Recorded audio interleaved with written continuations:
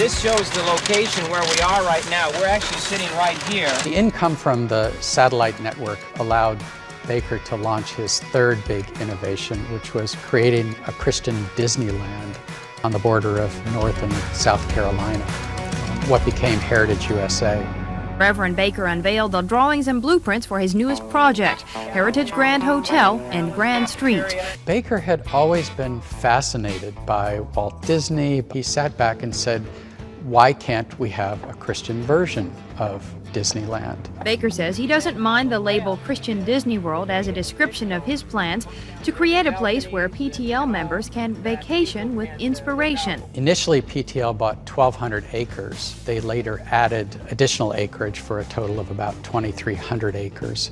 Had a big hotel, little shops, a big water park. Elementary and high schools, condominiums, a hotel, shopping areas, and more.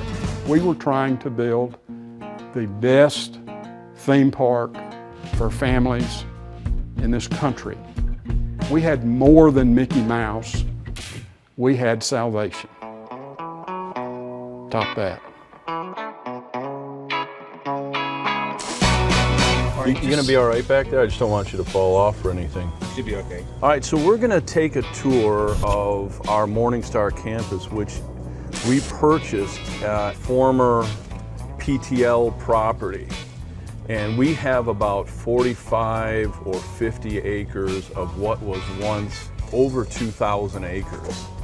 And the building you see here is what was known as the Grand Hotel.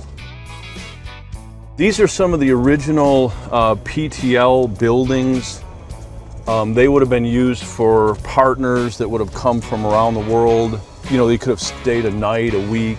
There was so much to do, and so we preserved as many as we can. The vast majority of all the structures of PTL are gone. The larger ones are still in place. We've been able to save them. The 21-story tower was being built during the heyday of PTL. And then construction came to a halt amid, accusation and all of the things that happened with Jim and Tammy at the time. Literally inside there were people's lunch boxes and saws. I mean, it just stopped.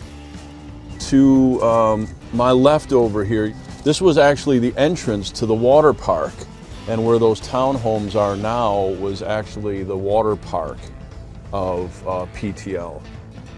This was the entranceway where you bought your tickets, so to speak, and got into the theme park. And a tram would stop and pick you up, and then you would take the tram all over these 2,000-acre parcel. This was really a focal point of PTL. Jim told me personally that he really wanted someone to pray with him about something at PTL.